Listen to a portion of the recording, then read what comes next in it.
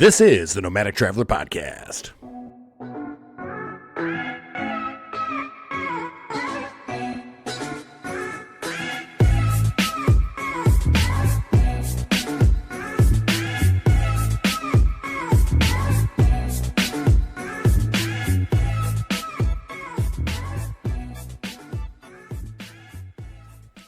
Welcome to Nomadic Traveler Podcast. I'm your host, Jason, and our lovely and wonderful co-host is here as always, Miss Nicole.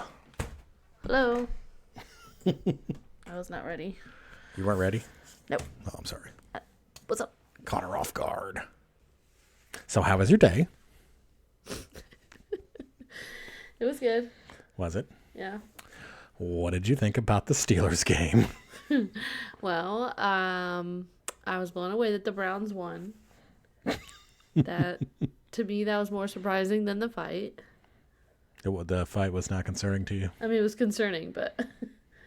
Has anybody ever hit you in the head with a helmet? Probably.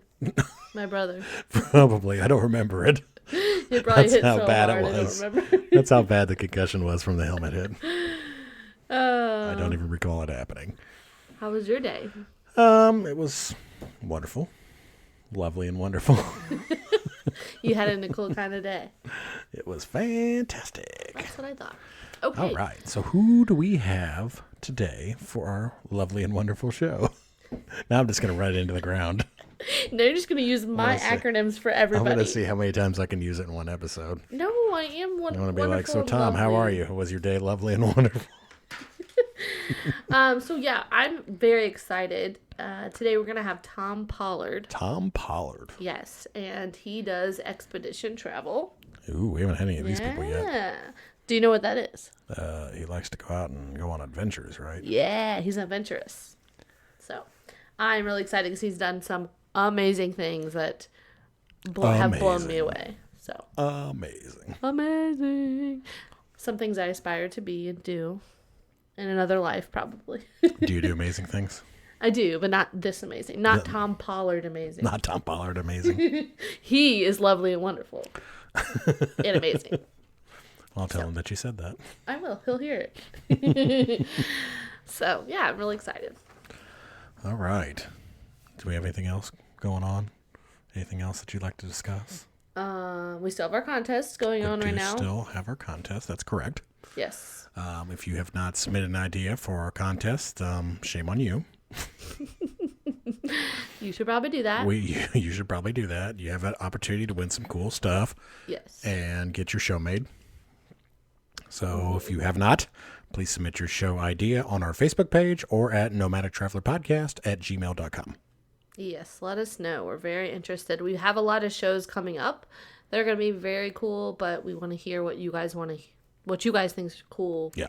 As well. We got a lot of really good, fantastic people coming up. So I know. I'm so excited. If you have not been listening consistently, now is the time to start.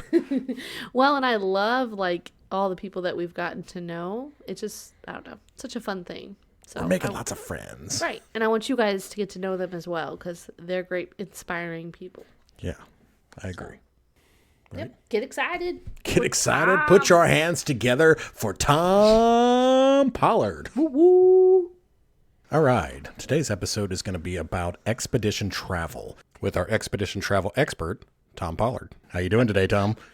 I'm great. Thanks for having me on. It's a real pleasure. We are super excited, man. You got some good stuff to talk about. We're excited to hear about it. Yes. Yeah, I think expedition travel is something that most people have heard of, but maybe don't really know a lot about. So we're looking forward to your insight. Looking forward to giving any that I might have and learning something along the way. Yeah, awesome. So, tell us about what brought you to travel in the beginning. Yeah, well, I was a TV reporter in Western Massachusetts, an NBC affiliate, and I was really geared in my mind at the time more toward the idea of finding combat in places around the world. Literally that's when things were happening in Nicaragua and the Honduras, and I really wanted to go travel to those places and be one of those combat photographers or cameraman who went and brought back stories like that because it just really intrigued me, and I was really really intrigued primarily by the bravery, if you will, of the camera people who would put themselves into harm's way, and that got knocked right off the track when, about 2 years into being a reporter, my brother asked me to go ice climbing up in North Conway, New Hampshire, where I now live. And so we went ice climbing, and he hired a guide. And the first day we went climbing, my crampons bit into the ice, the front points on the toes of my boot. And literally, it was like had an epiphany. The feel of it, and the power and strength of the ice, and how amazing it felt to be able to actually climb up a steep, gigantic cliff of ice, just changed me. And from that moment on, I set about making it my ambition and my purpose to do anything I could possibly do to become a professional cameraman working on expeditions. And I went that far in that first day. I was like, I want to be a filmmaker on ice climbs or travel around the world. And that's what I did. I didn't stop. That's awesome. Very nice. I think a lot of us would love to have that moment of, I know right now. Yeah. Yeah. That's perfect. Very cool. Yeah, it is. It is. It really, it's one of I do public presentations for children, students, adults as well, at universities and for business events and things. And one of the things I share is that it's our duty as a human being on this planet to follow what really is our core passion and the things that we truly desire and love to do, as long as we're not endeavoring to hurt another person or cheat someone or, living a life of lies, and we're actually doing something meaningful, then we're going to make the world a better place if we go after the things that really sing to us. So that's one of my core messages for everybody that I talk to. And I know usually I wait till the end of the talk to talk about stuff like that, but I knew in that moment, this is it. There's nothing's going to get in my way. If I have to quit a job, if I have to lose a relationship, if I have to live in the back of my pickup truck, I'm going to do it. And so nothing stopped me. That's awesome. I love it. Love it. So in that moment when you realize that this is you and this is what you want to do, did you know how, or were you just like, I have no idea how this is going to happen? Yeah, no. Oh, there's no roadmap. That's the cool part, right? So Right. So no roadmap whatsoever. But I had ideas, and as it would turn out, on the second day of ice climbing, the guide we had who's still a friend of mine.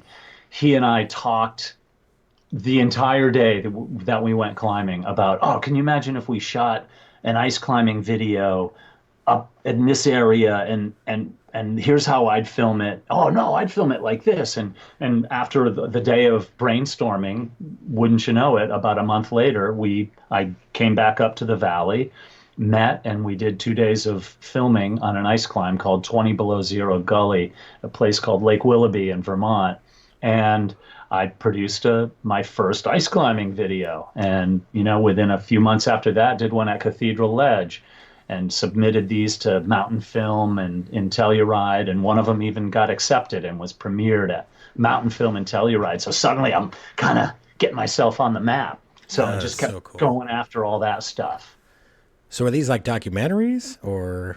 Yeah, kind of. They were like, yeah, real loose travel logs, if you will, of two guys getting ready to go climb a test piece of ice climbing or rock climbing, and what their gear that they're using, coiling the rope, and they put their shoes on and they look up and they're like, all right, well, here we go. Yeah. And then I interviewed them, and tell me about what it's like to climb the Prow on Cathedral Ledge, which is a really cool rock climb that most people who, if you don't rock climb, you'll never do it. You'd have to, it's just kind of a hard rock climb, and it was cool, really. So little mini documentaries, and I take those things and I'd edit them into 20 or 30-minute films, and then I'd send them. I'm old, right? So I put them onto VHS tape. And Wow. VHS, I don't even, most people probably listen, well, a lot of people listening maybe, but the younger audience probably don't have any VHS tapes, might have never seen one other than in the Smithsonian Institute in Right. Washington, D.C. And I'd send them to Discovery Channel, National Geographic, PBS, anybody who I thought might have an interest in seeing the work of a guy who does high angle rock or ice climbing. And that was what I do every single time. So does the rock climbing and the ice climbing, is it kind of gels together, right? You don't do them separately, right? Yeah, it does gel together. It's funny. I'm a ADD kind of. I mean, my friends joke, like, I'll be like, do you guys think I have any ADD tendencies? And they're like, you think? I mean, the joke is on me, but once I got pretty good at rock climbing, I lost interest in it, believe it or not, a little bit, and I really honed in more on ice climbing and bringing what I knew how to do into bigger mountains, mixed climbing, where you might have crampons and ice axes, but there'd be some rock in it and ice, and that mixed climbing, alpine, like the French Alp kind of stuff. That really got me going, and that's the fun stuff. Does it turn into all ice if you get to like a certain elevation, or? No, I mean, on mountains like Mount Everest, literally you're clinking on rocks not very far below the summit, literally, 100 yards below the summit. Your crampons are scraping on rocks. Wow. And, yeah. Very cool. Yeah, totally. Whenever you decided that this is what you were going to do, and there was like no turning back, and you went and told like maybe family or friends, like, what did they say? What were their reactions? And then how did you handle that? Yeah. So, when the story about my crampons hitting the ice was probably 1980, in the mid to late 1980s. And all that time, I did quit a couple of different jobs, but I always had a job that I had to go to, part-time or whatever that fit my lifestyle. And then in 1997, I got married, and we had my wife, who's now my former wife, and we had a kid, a young boy, and his name was Will. And so as it would turn out, I had still been doing all these travels and begging my bosses to let me go away for 6 weeks or 2 months and not fire me. Please give me a job when I come back. Right. And it would work, So as it would turn out, I went to Pakistan, and I was in Pakistan climbing a mountain called Gasherbrum 2, which is one of the 14 highest mountains in the world. It's an 8,000 meter peak, and there was a huge storm there. And coincidentally, that storm was the one that created the disaster on Mount Everest, the big tragedy immortalized by John Krakauer's Into Thin Air book, which many people who have nothing to do with mountaineering have read that book. It was a brilliant book. And as it would turn out, though, I had a film that I had sold locally about a guy who climbed Mount Everest. And I was with him in Pakistan. And another coincidence is, right after the tragedy, my short film was running on WGBH in Boston, and running locally on their TV station. And so some producers from PBS Nova, the science documentary, were watching it, and they thought, oh my God, we got to buy this film. And so we ended up selling our film to Nova, and it went national because of that disaster on Everest. So the disaster, really ended up being kind of helped me, believe it or not. Yeah. And there I was less than 3 years later on Everest working for PBS Nova because of that film that they saw of mine. So I was on their map. It paid off to just keep putting my stuff out there. That's amazing. Very cool. And so the question is to kind of encapsulate that. So I was at the time I did have a full-time job, one that I had left and would come back to. Hmm. But when I was asked to go to Everest, it was about 3 months at the time that I'd be gone, and the guys I worked for, these two guys, great guys, still friends with them. I didn't hurt their feelings or anything. They called my bluff. I said, "Would you give me my job back if I left?" And they said no.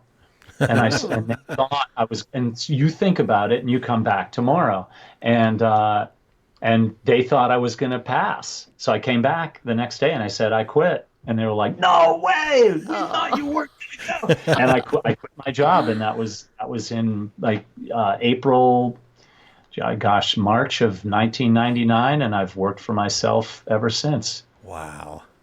And think about it. So we had a little kid, 15 months old, my son, and had just bought a house. Oh And my gosh. wife was like, "Go for it. What the hell else are you going to do? Be miserable working for, some video production company, producing hospital videos? Nothing to, not to Yeah. make fun of that, but I just wasn't digging it. Yeah, it wasn't So you. off I went. And then, 3 months away from my family, no phone calls. We had a satellite, and we could make one satellite phone call in the middle of the expedition, but, really kind of life and death stuff. And that was it. That was the beginning, real like jumping off the cliff, not knowing if the parachute was going to open. Yeah, that's pretty brave. Yeah, that's Yeah, great. it was gutsy. I'm a risk taker though, so I guess. ho hum. No, just kidding. I'm busting. No, it was big. I was like, yeah, here we go. So Wow. yeah. Wow. So tell me what was the first step in starting your like journey towards climbing Mount Everest? Like how Yeah. do you start out? Just it just seems like such a big feat. Yeah. Where do you start? Where do you start? Yeah. Yeah, well, I'd done a lot of the work to learn I knew how to climb. I knew about the equipment, how to use ropes and ice tools and crampons, and I had technical skills.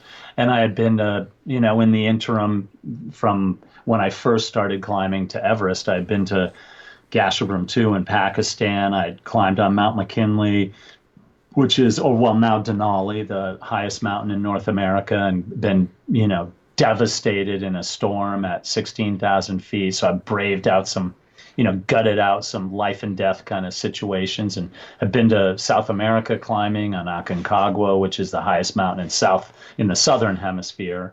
So I kind of paid my dues a little. But when I got to Kathmandu to meet the guys on our team, four of them had already summited Everest, and I was a real newbie. And the other Wow. guys, two of the other guys who hadn't summited, had climbed and guided on Mount Rainier. It was like 350 times or something. So these guys were studs. Like it was like going to the Olympics, and I had just come out of state championships or something, and boom, here you Yeah. go.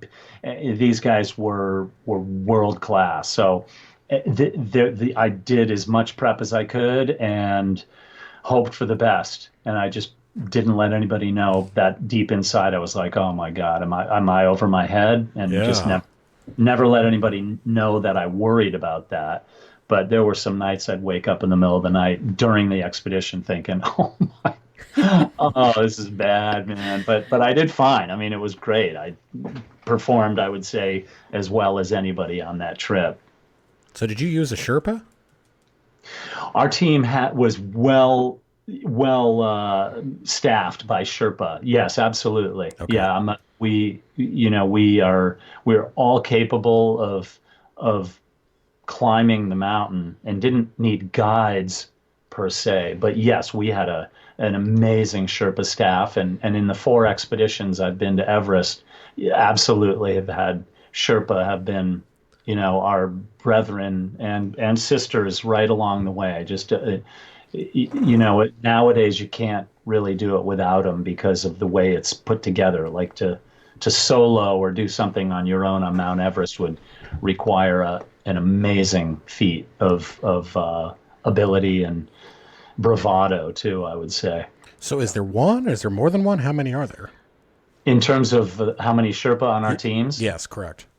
well, I would say we had this past year in 2019, when I went to the north side from Tibet, we had 10, I think we had 12 climbing Sherpa. So there were 12 guys up there. Really amazing. And then we had a whole, there's a cook staff and people who just work the kitchens, people who just shuttle gear from, this camp to that camp. It's like you have a little miniature army. Interesting. Very, very cool. Yeah. I didn't know that. I mean, and they become, like in 2016 when I summited, the guy that I climbed to the top with, even though we're equals in many respects, we're good friends. He lives in Kathmandu and just pinging each other today. We're still pals. And, so these people become, they really become like brothers and sisters to you.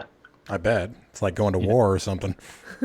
Yeah, it is. It certainly doesn't save the world per se, and if you're fighting enemies that are encroaching upon your borders or anything, but it does have that sense. You're really risking it, and the brotherhood of the rope, they call it. And I don't say that meaning to exclude women, because women too, but just for ease of saying it, the brotherhood of the rope is really strong. And you go through a life or death situation, whether waiting out in a snow cave or being in a storm or being in an avalanche and popping out and living, or seeing a friend be killed, and those bonds are forever, and you can't really replicate that, working in a cubicle or editing videos, so there's a slight level of addiction to it. You can't get that high that way without going there, and you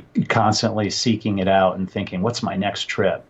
Right. So there's two different sides to go up, right? Or is there more than two? There are definitely more than two, but two are the normal routes, are on the north and the south.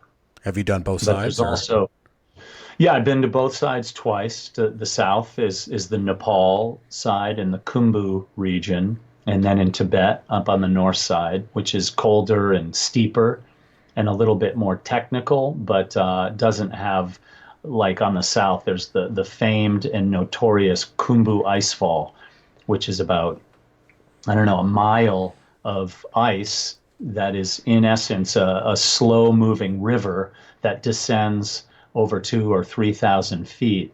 And so imagine ice moving ever so slowly going downhill. Eventually it's going to break and bust off gigantic blocks of ice. Wow. So it's, I witnessed 16 people lose their lives in the blink of an eye there in 2014. It's a very, very dangerous place. So the north side does not have that. And that I for that reason kind of like the north side a little bit better, I think. Yeah, I bet. So the south side is the more difficult side, or the north side is the more difficult side? I think the north side has more difficulty to it, steeper, more exposed on summit day. You're at 28,000 feet for much longer amount of time to get to the summit. On the south, you go kind of a little bit steeper on snow, and it can drop down faster. Yeah, so there's much more crampons on rocks on the north side. Okay. So there's the difficult side, and then there's the dangerous side, is what it sounds like. Yeah, once you're in the death zone, which is 26,000 feet and above, or 25,000 feet and above, there's no not dangerous. Your Gotcha. body is literally dying. You're just wasting away up there. So it's really, you're putting your life on the line just by walking in there, even on a flat tent spot. Wow. Interesting. And how much farther is it from the top in that dead zone? So how long are you in that zone? You would go, the idea would be that you might be, you want to be there for as short of amount of time as possible. So you might be there for 3 days.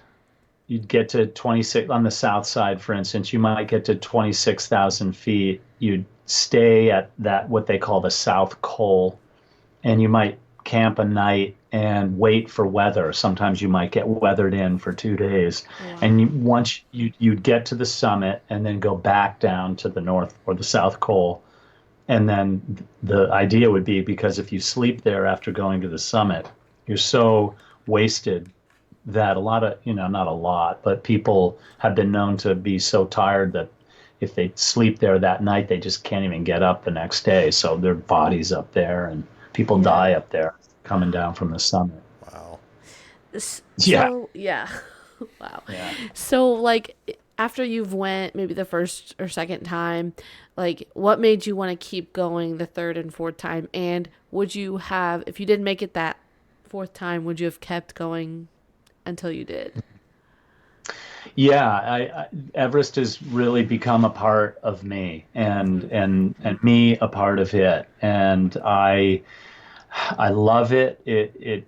There's a lot of negative press about it because of the crowds there now, and more people that aren't very experienced can hire a low budget guiding company to get there. So the dangers there are different. I always say that the most dangerous thing on Mount Everest are the people, the other people. And it's true. It's really true. I mean that from the bottom of my heart. But if I've been approached about the idea of maybe going back next spring, and I'm 58 now, so I got a couple more years where I can do it pretty strong, but it's part of me, and I'll go back if I have that opportunity.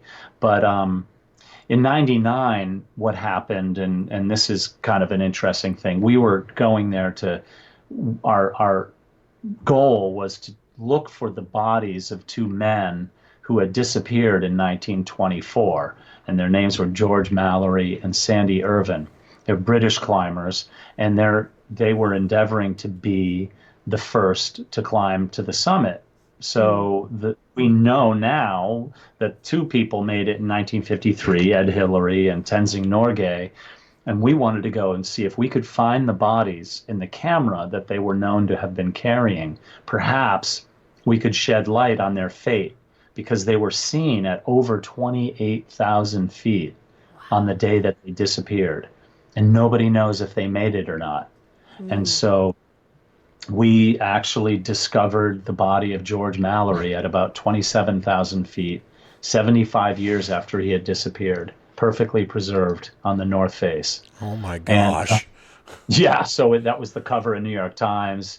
It was Newsweek, Time Magazine. It was world news. It was one of the biggest news stories, at the time. And mountaineering-wise, it was absolutely one of the biggest news stories since Sir Edmund Hillary and Tenzing Norgay had summited in 1953. So that really was big. So, my photographs were, I'd sold, I think 5 of my photographs were featured in National Geographic magazine, and, our film was around the world and, nominated for all these awards and everything. It was really, really pretty cool. Okay, so how many people had been between 53 and when you went?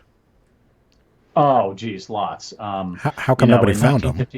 I don't mean to talk over you. I'm sorry. Well, yeah, it's without actually seeing a diagram of the mountain, it would be hard to imagine. But let's say if you're looking at the side of a house, and there's a roof, right? Like, and so the roof kind of goes up in a pyramid shaped kind of point, right? Mm-hmm. So imagine you're looking at Mount Everest in a way, right?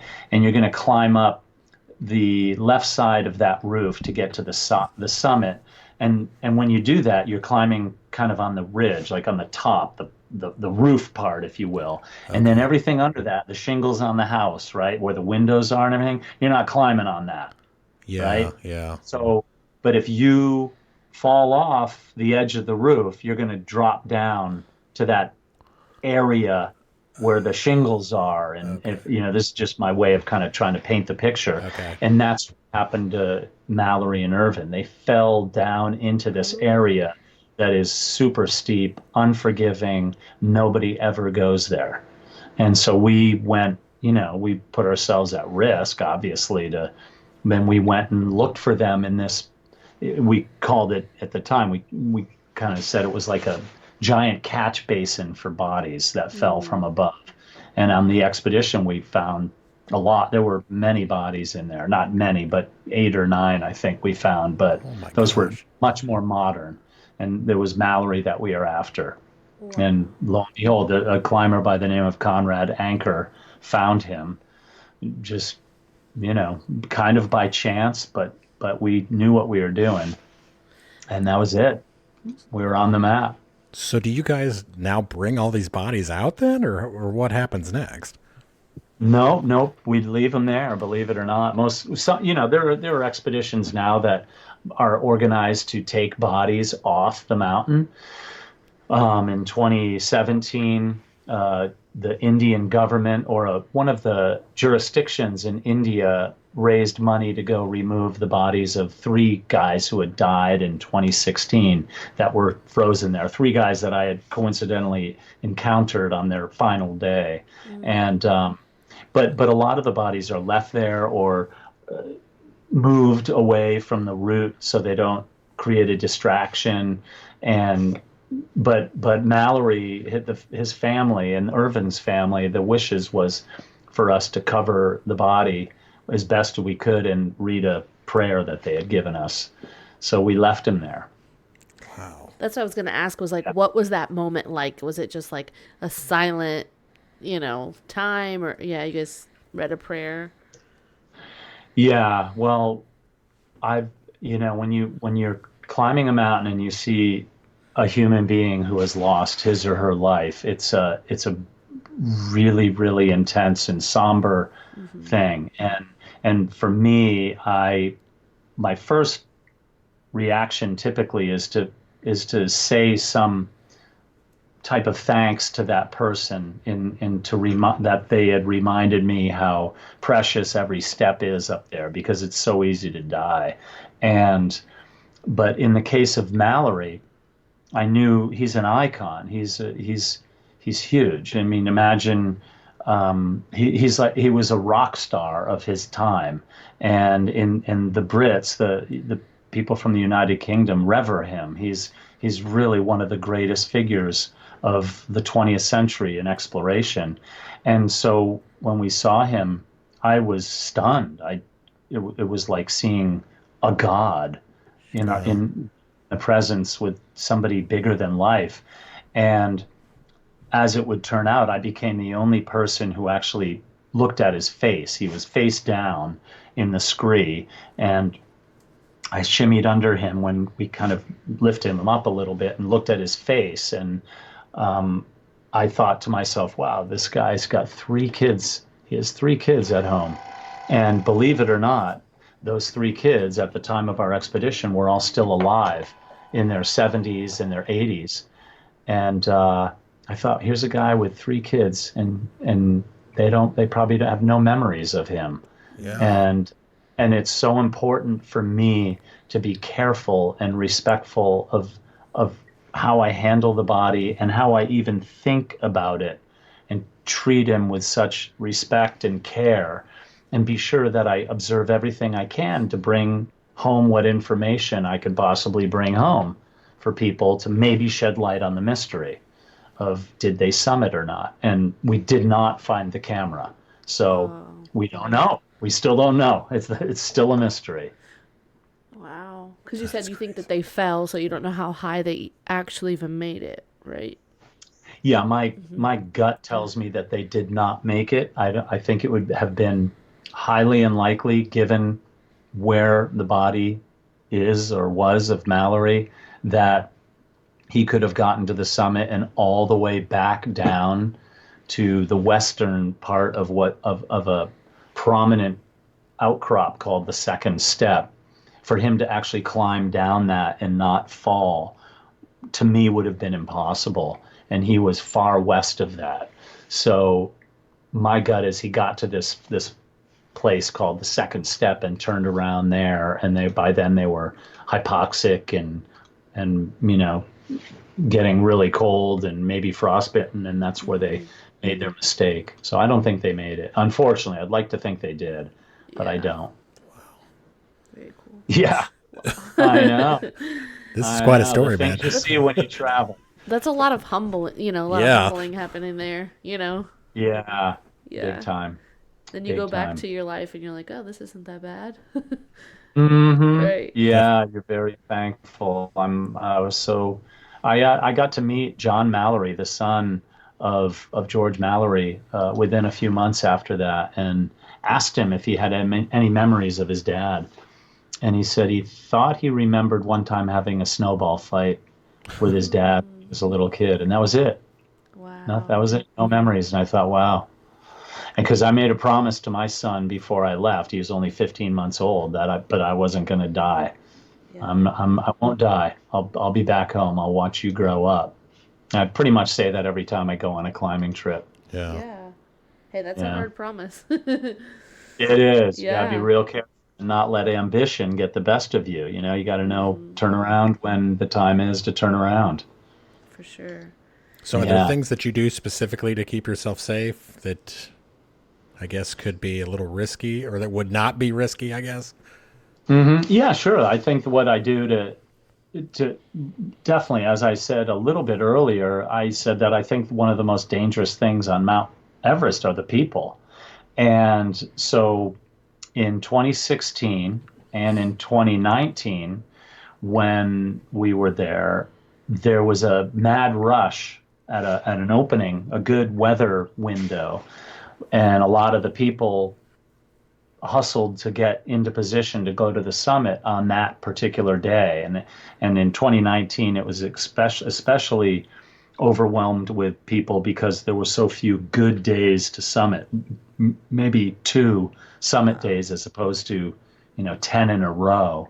And so my decision then was whether this ruins our summit opportunity or not, I'm not going up there. I'll wait. We'll wait till those people go home and then we'll go up. And now that's a risk because might not be another chance, but I'm not going to go put myself in that. So yeah, those are the things I do to keep myself safe, not let ambition get the best of me. That's smart. Yeah. Just be patient. Patience is huge. Wow, yeah. So like how did it feel? Tell me what you experienced when you did summit and you did make it to the top.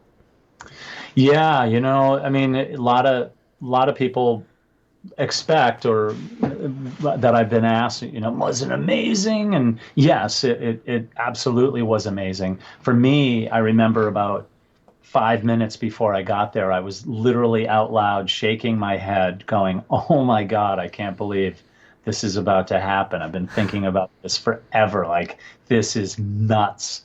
And so we got to the summit with my friend Lakpa Sherpa, who had previously already been to the summit 4 times and previous years. And I turned it into, it was kind of like a business transaction. I said to him, you know, let's get our pictures and get down because it just feels really cold up here. And it was.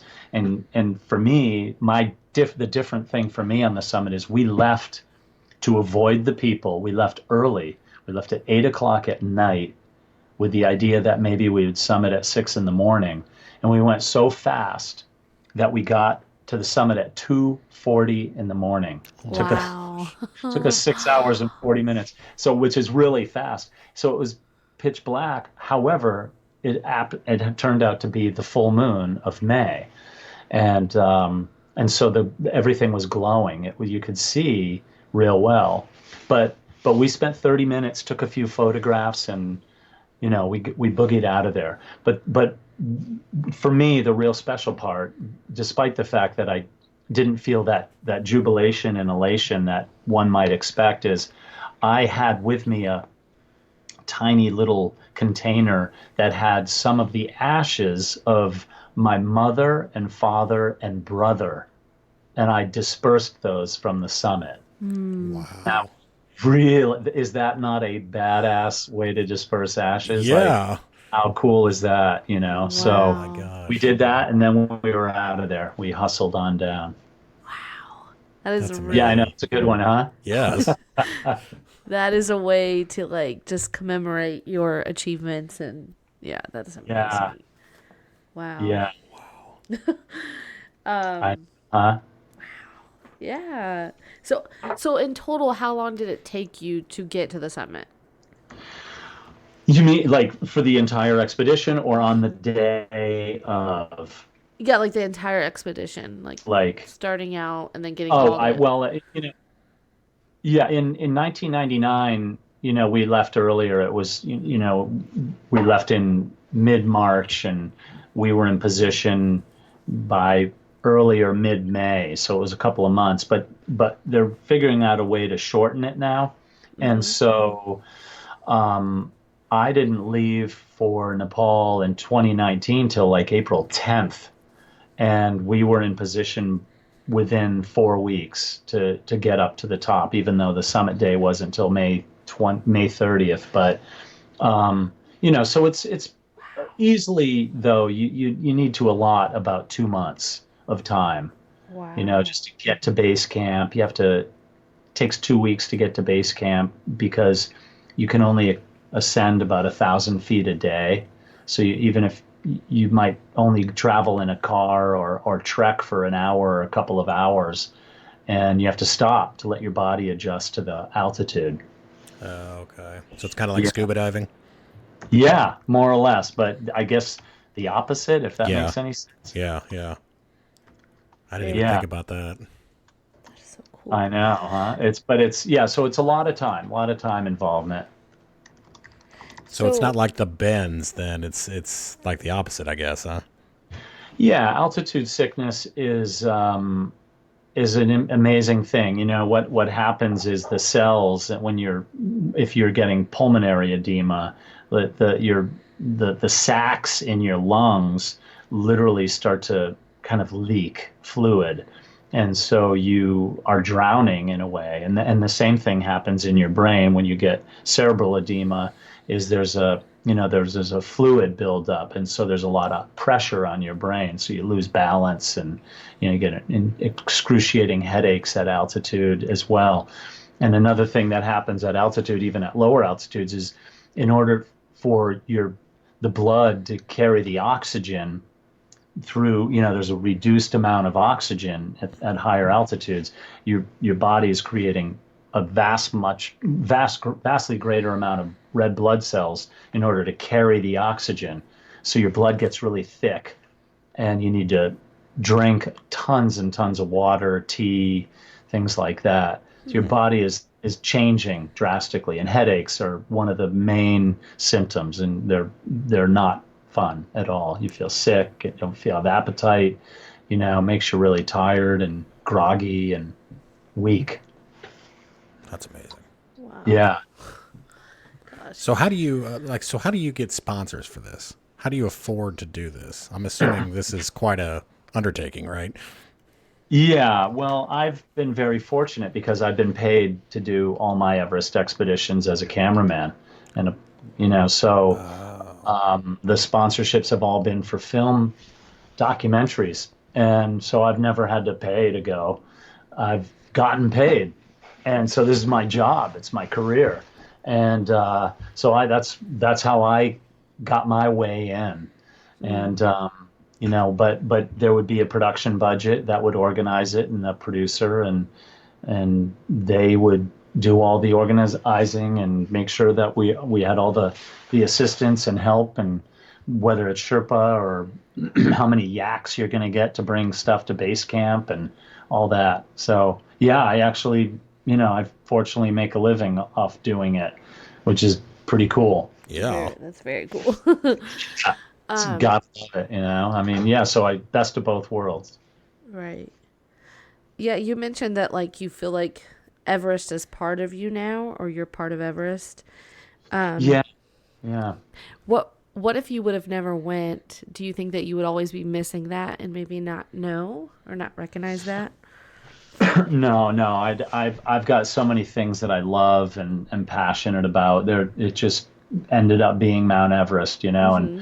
and there, I can think of a bunch of other film projects I'd love to work on. I'd probably be in the visual arts in some way, doing documentaries, or maybe I would have pursued the combat photographer thing. But I don't know, that kept kind of getting knocked off the rails a lot. But yeah, I'd be after something. There's so many beautiful things in the world, and Mount Everest is just one tiny, well, it's a gigantic mountain, but it's one blip on the map for how many different things there are to pour yourself into. And but for me, it's been, I've the relationships, the friendships, the experiences have been so overwhelmingly positive for me that that's where I've found a lot of my joy, and it keeps me coming back. And so when I stop climbing, I'll certainly return to the Khumbu region of Nepal and visit the Sherpa people of the Khumbu region, who are lovely and kind and friendly, and it's one of the most beautiful parts in the world. And heck, you can do that, went until ripe old age. I've seen people try there in their 80s. So yeah, so I'll keep going back. So one thing that I just thought of is it difficult to keep the camera equipment working up there? Yeah, you certainly break gear by dropping it, or getting it, it gets wet or too much snow on the lens and stuff. But yeah, it's a constant challenge to operate it. But believe it or not, it doesn't break down because of the cold like you might think. That's never happened to me. What about It's batteries? Believe it or not, you charge these lithium ion batteries and they work great. You just need to be able to charge them. So you bring plenty from advanced base camp or base camp, but they work great in the cold. Go figure. That's interesting. I know. Well, because we got, they just did this news story today, actually, and we have a new electric bus system in Indianapolis that they just put in. And they said that with the temperatures, we've had some pretty cold temperatures. Obviously, it's not Everest, but it was like 10 degrees or 8 degrees the other morning. And the buses are not holding their charge like they expected. So they got buses down, and they're in the service department, and they can't run their bus routes because it's too cold for the batteries. Yeah, yeah. Oh, that's awful. So I don't know what the deal is with that, but I was just thinking, if they're having a problem at 8, I would think that you would definitely be having a problem on Everest. At 20 below zero, for sure. Yeah. The lithium ion batteries do it. But believe it or not, the batteries we use in our headlamps sometimes are just regular batteries, even though we do the lithium in those too, and it really helps them. But but the batteries for the bus must be, they must be impacted by the cold in some way or another. But wow, that's a big bad one, because that affects a lot of people. Yeah. Stuff. Yikes. For sure. So what about one other thing I wanted to ask about that I was thinking about? What about summiting at night? Is that an issue? Is it more dangerous to do it at night, or is it less dangerous to do it at night? Well, there are ropes that are set up to the top, believe it or not. Okay. And so you're clipped in, and as long as you have your headlamp is working and all your, you've got your gloves on and are warm, it's, I guess you could say it's a little more dangerous. But for us, there were no people. We went alone, as opposed to going with, on a summit day, there might be 100 people strung out along the rope from 26,000 up to 29,000 feet. Yeah. And to me, that's dangerous. If you have to wait for someone and go slow, or, somebody gets hurt and you have to help them, so I felt like going at night was a real safe way to go. Yeah. We did it right. Yes. Yeah. So, what advice do you have for our listeners out there? A lot of people say that they want to know more about, just how they begin their adventures or their travel. What advice do you have for people that might be on the fence or might just not know how to get started? Yeah, my feeling is that if a person has a passion and a true desire to do something, that they often are going to be faced with decisions that they're going to have to make, because everything we do, even the stuff we don't like, whether people want to admit it or not, is a choice. We have a choice. We could, and it's fine. Some of my friends have chosen to work careers in sales for their lives, and they're like, wow, you got such a cool job, and wow, you're so lucky. But there's no luck involved in it. It's just, if you really feel something and that you want to do, you have to make that choice. And sometimes the hard choices are saying, I'm going to leave this job. And I'm not saying you just surreptitiously up and quit a job. A plan is a good idea. Okay, well, in a year, I think in a year, maybe I could save this or put away that or have this option. So if I were to leave this job and pursue travel, and I could do it this way, and so I'm not saying just do spontaneous things for the hell of it, but but that's it. It's a matter of making a choice. If you want to do it, do it. I mean, and I've said it 100 times. You're so lucky. There's no luck. I've had no luck. It's all choice. I've made the decision. This is what I'm going to do. I'm going to pay the price for turning off onto this path, losing relationships or jobs and, instability of working as a freelancer. And I made the choice. And some people are working in a job that they hate and stuff. I get it. I have a kid or children and you have to pay bills. Yeah, I get that. I totally get it. I'm not saying that it's stupid or, I'll make the choice, quit. No, I mean, I get it. We have, but there are ways. If people, there are ways. Look, I mean, there's grants. My partner is, I know someone who's a teacher, and there are grants for teachers to travel around the world. And all they have to do is come up with this really cool idea how their travel is going to come back with some information that would benefit their students. And you should see some of the trips that these teachers are taking around the world. I wish I knew the name of this grant, but thousands of people have traveled insane travels around the world just to help students. So make a plan and do it. That's it. That's really all I say. And I'm not saying it's easy. It's not. It is not easy. It is not easy. I just have a higher tolerance of risk and, being able to live out on an edge. And some people don't. And you just got to find out what your comfort zone is and go for it. I'm reading a book right now called The Purpose-Driven Life, and they talk in there about you have to pick one thing, whatever your passion is, whatever you want to do, you got to pick that one thing, and you need to have a laser focus on it. And if you have a laser focus on that and you don't allow all the other incidental things to get in the way, it allows you to accomplish much more than you ever thought would be possible because all of your energy is going into one thing. And it sounds like that's what you did. You picked one thing and that was it. Let's do it, Yeah, for sure. And there's a lot of distractions and a lot of things are going to bump you one way or the other along the way. And it's being flexible too. I had an idea of what I wanted to do, and that idea morphed over time. Maybe I'm going to go to this way a little bit more. Like when I started doing this, even though I quit my job to go to Everest, I didn't know that Everest was going to be such a theme in my life. I just wanted to go and do real cool adventures. Mm-hmm. I've also did a reed ship expedition. We built an ancient styled reed ship out of 2.5 million Totoro reeds that we harvested in Bolivia and made a 65-foot long ship and sailed to Easter Island from Chile. I mean, so it's not all mountain climbing. I know that's a whole other podcast. Yeah. I can tell you about that one. Yeah, I gotta hear about that. Amazing. That was amazing. So, I could tell you about it, but you just make a plan and be flexible because it's going to change. It's different. It's not easy. But it is. On the other hand, what else are you going to do? Hey, man, we're in this game. This game.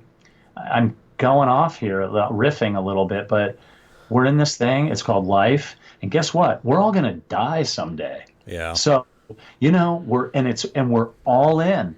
This is it. What are you going to do? Are you going to sit there and kind of hate your job? Or are you going to go for it? Do whatever you want. But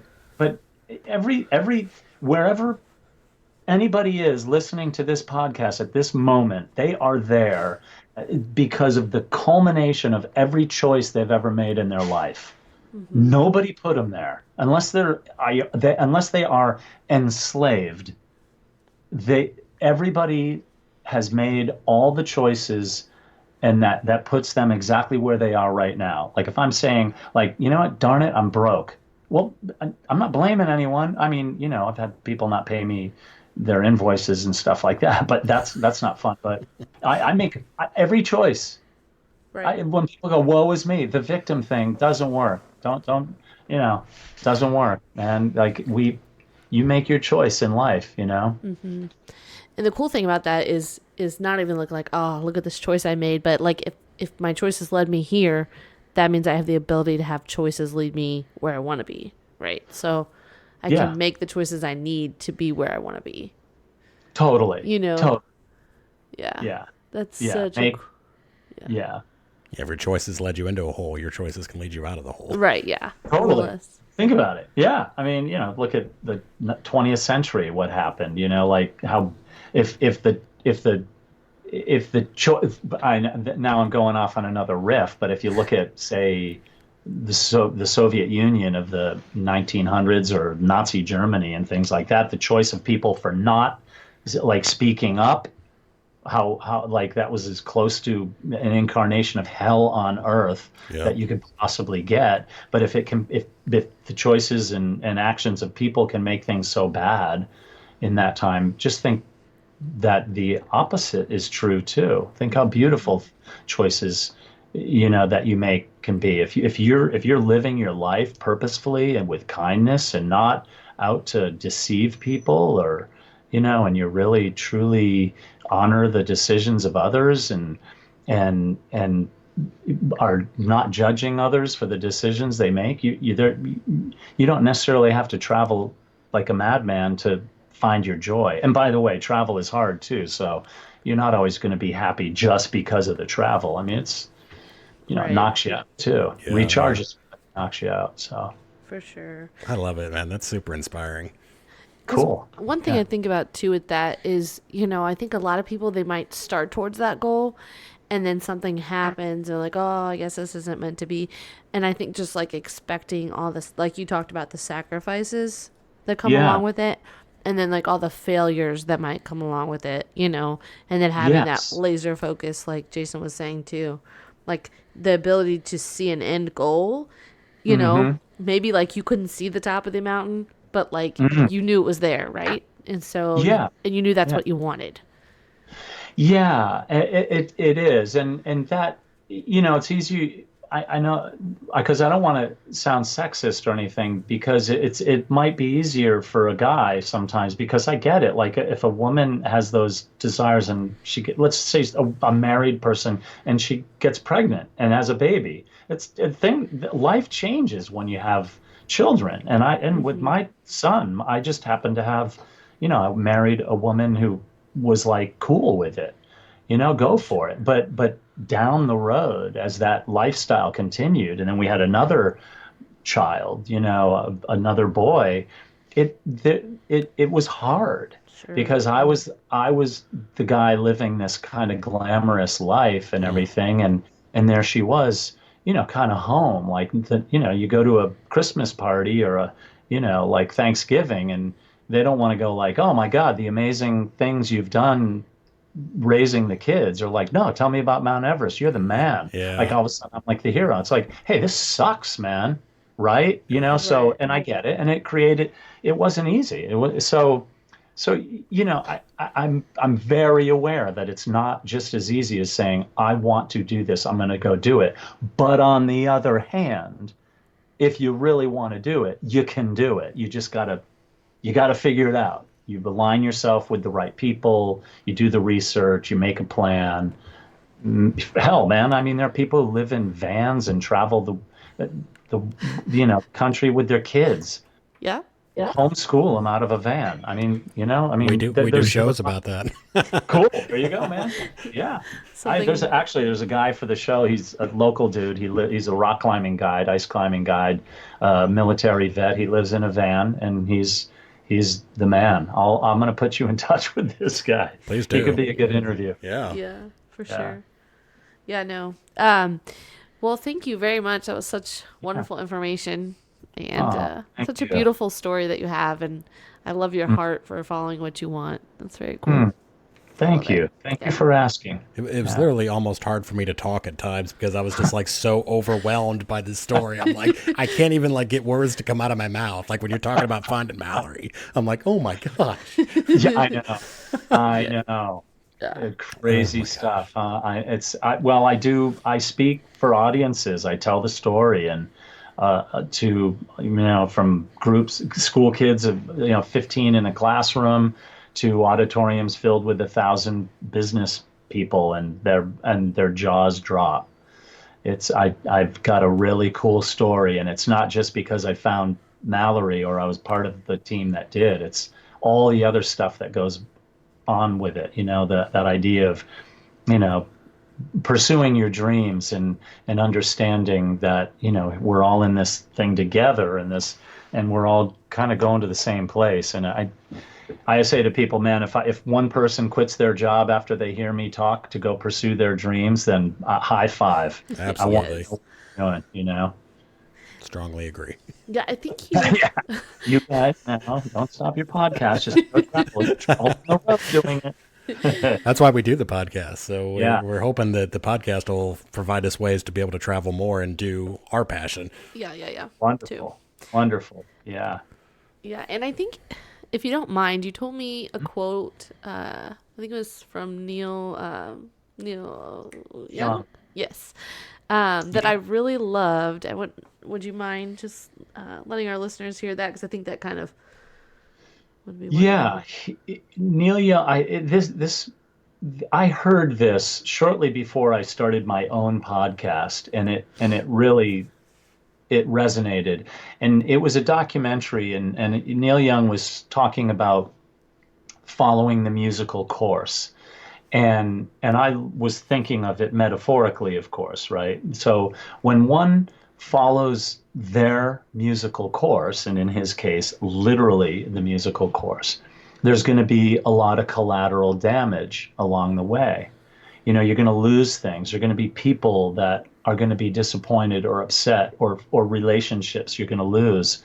But to that person who truly has that musical course, that core spirit in their heart, and they go after it, and as long as they're not, now this is my addition to it, as long as they're not out to harm or deceive other people and cheat other people and be unkind, then what they're doing, then this is the path that they have to travel and go along. I mean, so there's no other path to follow, for that person. And so, as Neil Young said, the people who get me, and they understand when I, take a right turn and I disappear for a while. They understand that I'm just following my musical course. I love That's that. good. I like Yeah, that a lot. Yeah. that's wonderful. Okay, we got two final segments left that we wanted to run by you. So we got today's Don't Do That. And the Don't Do That is a travel mistake that you have made somewhere along the way. Do you have anything like that you might want to share with everybody? Sure. Yeah. I can remember getting ready to fly to Canada. I was filming a TV show it was a hunting show. I don't hunt, but I filmed a lot of hunting shows for, TV networks and things like that. And I got to the airport and I realized I hadn't packed my passport. And oh no, hold on a second. I actually packed my old passport. I grabbed the Oh, wrong one Oh, shoot. and I flipped and I made a phone call because if I miss the flight, it's over. Show done. I lose 10 days of work, everything like that. And I flipped out and I ended up finding somebody who found my passport and I got it in time. Thank goodness. But it was a lesson learned. So days before I travel now, I get my passport and the real key travel documents printed out in a little folder and my flight itinerary, things like that. And I realized that travel, whether it's a map, but for me flying, I have it all printed out in a little folder, and that passport home is like right on top, always in my pocket. Man, if I ever forget that again, I'm going to think of you guys. I'll be like, see, I told him I'd never forget. I'm leaving for Australia in about 4 days, and so I've already got my passport out. So Very nice. Amazing. yeah, Very good. That's on my bucket list. I'm going to go to Australia, by the way. yeah. Well, I'll take a lot of pictures and I'll send them to you. Please do, yeah. Perfect. Okay, and our last segment is today's Hidden Gem. Hidden Gem is an off the beaten path place that you have heard of that one of our listeners might like, and they could go check out on their own. Wow, yeah. It's funny. There's a place off the beaten path that I'm thinking of it's so off the beaten path. I actually am not even sure if I know the name of it. I did a trip up on the North Fork of the Flathead River in Montana about 15 years ago with my older son, Will. And we were with a geologist, and we were doing a little film and interview about the course of this river. And this is one of the only river in the United States, in the continental United States, that didn't have a major dam in it somewhere, the only major river. And so it was really this very, very cool trip on the river. And we got off the river, and it was just getting dark. And the guy goes, hey, I've got this really cool place to eat. And we drove down this long, dirt, dusty road. Out of the middle of nowhere was this saloon restaurant that we rock and rolled in and partied in till all hours of the morning. And I to this day, it's almost like a mirage to me. I was like, how does that place exist? Yeah. But that doesn't give your listeners any good beta. Like, how do they go find that? I'm going to have to send you some information on that so you could put it in your show notes. Yeah, see if you can find it. It's that good. It was that good. I actually shouldn't be telling them because I don't want too many people there, because I'm planning on going back. But I will get you the show notes of this place. It was the most luscious dinner and great party drinking and people. And I was like, what? I just stepped out of time into this saloon from what felt like 100 years ago. Very nice. That sounds like fun. Yeah. Yeah, totally. It was. It's such a hidden gem that they're going to have to look for it on our show notes. It's a hidden gem. That's how hidden love it is. Right. I'll get you the show notes, because a buddy of mine, I talk to him all the time, and I asked him recently what it was, and he wrote me a note, and it's somewhere in there. So I'll get you that for the show notes. But it's in northern Montana near the North Fork of the Flathead River, and man, oh man, you won't forget it. Perfect. Ooh, I love it. That's amazing. Yes. All right, Tom. Thank you so much, man. Yeah. This has been amazing. Yes. Been a pleasure. Real pleasure talking to you guys. Thoroughly enjoyable. Yes. And I'm sure our listeners gained so much knowledge from that. Right? Yeah. I hope so. Yeah, I hope so. Definitely. It's fun talking to you guys, and best of luck on your podcast, and Thank keep you. on keeping on, and I'll pimp you guys a little bit on my podcast and talk about this, and Please. hopefully maybe some of your listeners will be interested in checking out my stuff. Oh, I'm sure Absolutely. they would. How could they not be after this? Right? We're going to lose all our listeners. That's right. Awesome. We'll have you back on again sometime to hear about the Reed ship. That sounds cool too. Anytime. Yeah, that would be fun. I'll share more about it, because there's another one coming up in a couple of years that I can tell you all about that. How Awesome. fun. Awesome. Yeah. All right. Sounds All good. right. Thanks so Thank much, you. Tom. I appreciate it. You guys are the best. Peace out. Have a great night. You too. Bye. Bye-bye. Hey, Tom, I just want to ask you one more thing. Where do we find more out about you if people want to learn more? Well, thank you for asking. My website is eyesopenproductions.com, and it's really cool because there's pictures of me on Mount Everest and about my speaking career and things like that. And I have a link to my podcast there. But my podcast is called Baker Street with Thom Pollard, Thom Pollard, and you can find that wherever you can find podcasts. And so those two things are pretty good starts for checking me out. And hopefully people who go visit there will feel free to write me a note and share their ideas and their thoughts and tell me how they're doing. I want to hear their travel stories. Perfect. We'll put a link to that in our show notes as well. Excellent. Thank you. Right. Thanks, Tom. Appreciate it. Yeah, thank you very much. That was Thom Pollard, everybody. Oh my gosh, what an incredible show. We are super blessed to have been able to have this guy on the show. I don't even know how we got him. He is so cool. I hope everybody enjoyed it, and we're going to have him back to talk about the Reed ship later on. And I'm just like speechless. Everything was so amazing on this episode. So, again, everybody, Thom Pollard.